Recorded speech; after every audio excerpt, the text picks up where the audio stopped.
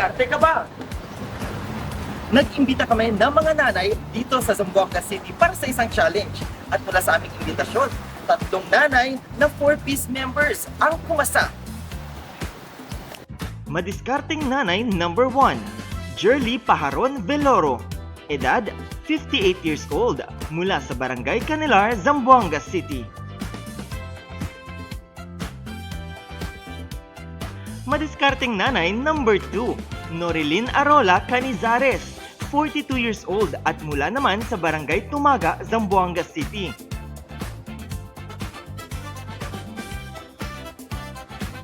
Madiskarteng nanay number 3, Maria Lourdes Taub Ansok, 39 years old, nanay mula sa Barangay Camino Nuevo.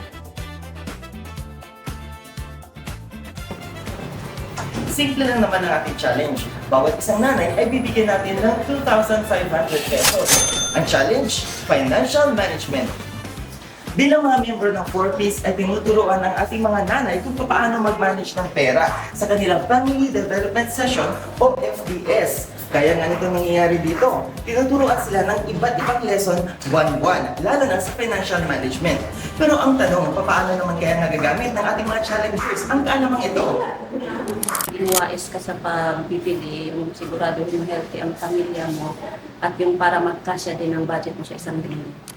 Pinabahin-bahin ako Excel ko yung ang para kung ma-spreadsheet sa mga bata. I-set aside ko yung budgeting ko para mapagkasya namin sa isang week. Bago namin isabak sa challenge ang ating mga 4-piece nanay, bibigyan muna sila ng refresher module. Inibita namin ang isang financial analyst ng DSWD para mas lalong maunawaan ng mga nanay ang pagpapahalaga sa pera. Mandate ng programang 4-piece is to empower women and children. Paramihan kasi ng ating mga beneficiaryo ay mga nanay, usually mga nanay. Kung bakit kasi gusto natin mas ma-enhance ang kanilang kaalaman when it comes to budgeting and paano nila pinapatakbo yung pamilya. Kaya usually sila yung mga napipili natin maging mga beneficiary ng programa.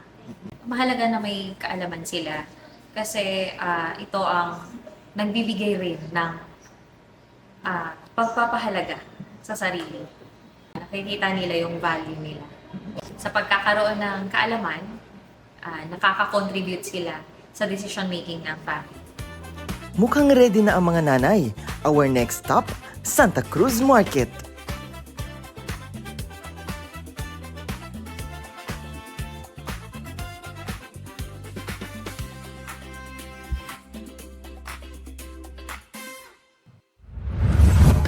So nandito kami ngayon sa Santa Cruz Market dito sa Zamboanga City. Mga nanay, welcome sa ating 4-piece Discarding Nanay Challenge! Yan. So, bibigyan namin kayo ng tig 2,500 para sa challenge na ito. Kayo na bahala ang mag-manage kung paano ninyo gagastusin ang 2,500 para sa isang linggong pangangailangan ng inyong pamilya. Okay? So, sa tingin ba ninyo, kaya ninyo ang challenge na to? Kaya! Para simulan ang challenge na to, meron silang tig 30 minutes. Tapos pagkatapos ng kanilang mga groceries, babalik kami dito para sa aming judging ng challenge na ito. Ito na mga nanay, ang inyong budget for the week. 1,000, 2,000, and 500 pesos. 1,000, 2,000, 2,500, and para kay Nanay Gertie, 1,000, 2,000, 2,500. So ready na kayo? Yes! Okay, let's go! Ang hindi alam ng ating mga nanay ay may criteria kaming sinet upang makita kung talaga bang in-apply nila ang mga natutunan sa financial management session sa FDS sa kanilang pagbabudget. Hindi ito basta challenge kundi application of learning. Ito pa, bawat isang challenger ay sasamahan ng isang judge upang makita ang kanyang estratehiya.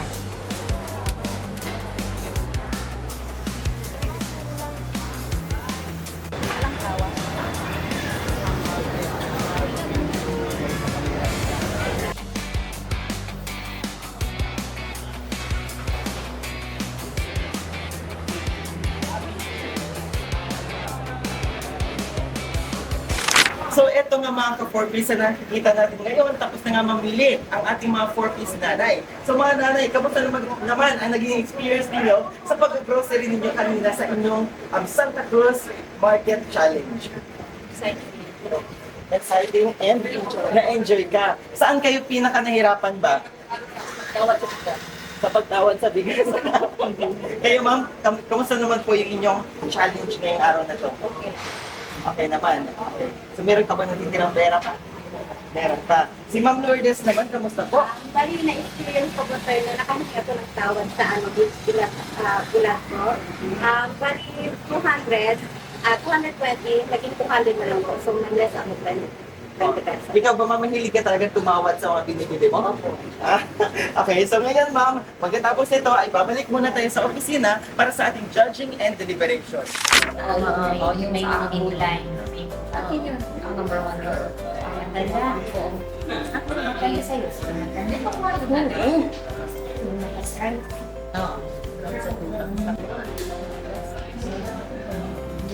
Kasi na-share ko na po.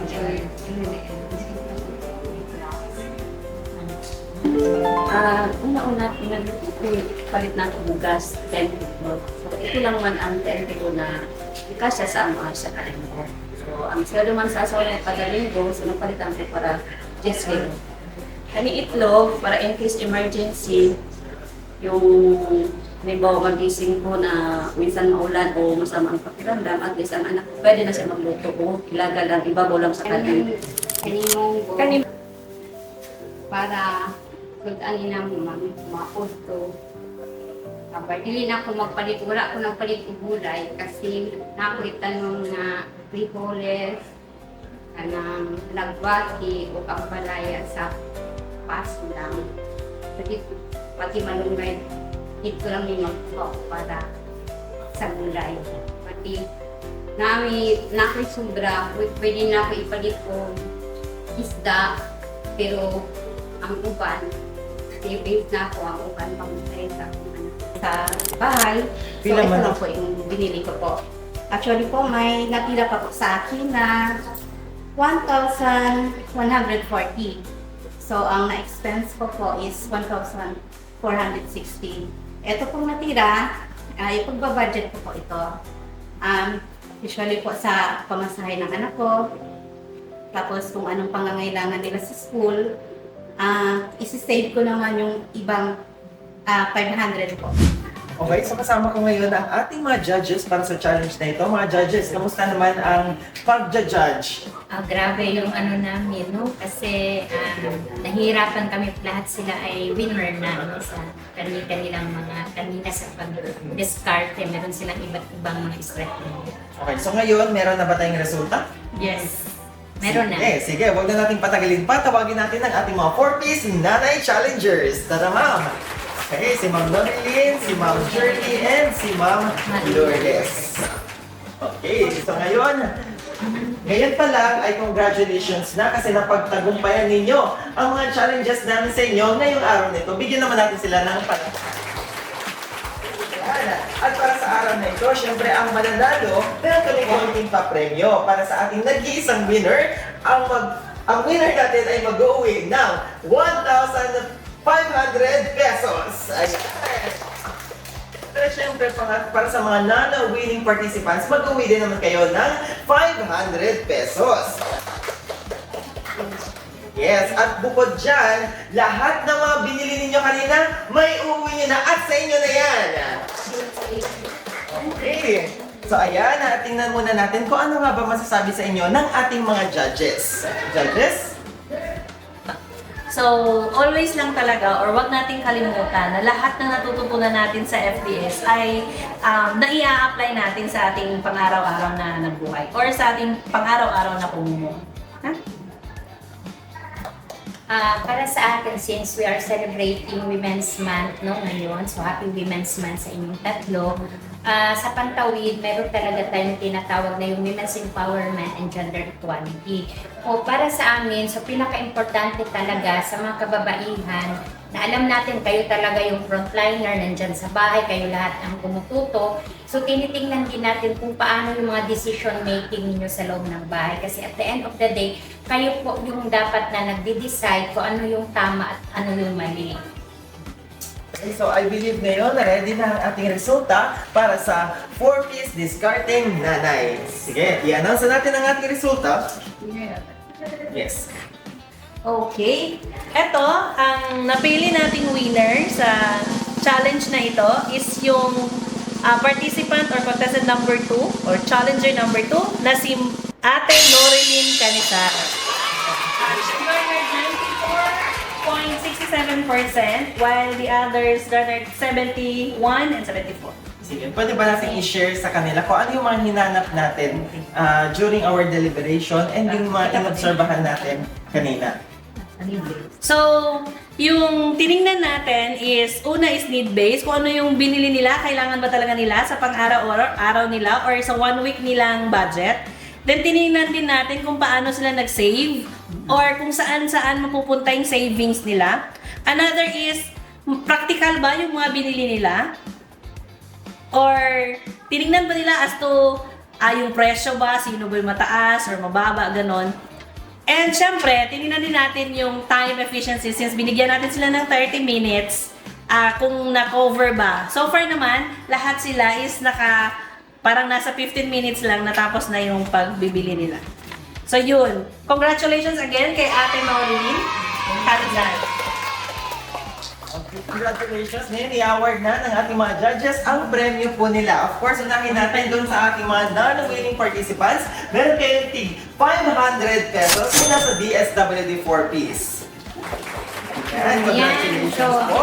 And syempre sa ating winner, makakatanggap ka, Ma'am Norilyn, ng 1,500 pesos. 500, so 1,500. Congratulations! Okay, and gaya ng sabi natin kanina, lahat po ng ito ay may uwi nyo na sa inyong mga pamilya. Kaya congratulations and Happy Women's Month! Sige po, ma'am, meron po ba kayong gustong sabihin, ma'am? Nagpapasalamat po ako, hindi ko ito expecting. So, malaki po ang nagpapasalamat po at least. Ngayong araw, marami pa po akong natutunan na idea o experience na naranasan. So, sa mga kaportis, mga member, dapat po i-apply po nyo kung ano po ang natutunan nyo sa inyong mga sarili at pang-araw-araw na pangangailangan. Mula sa DSWD at sa 4-piece, binabati namin kayo ng isang Happy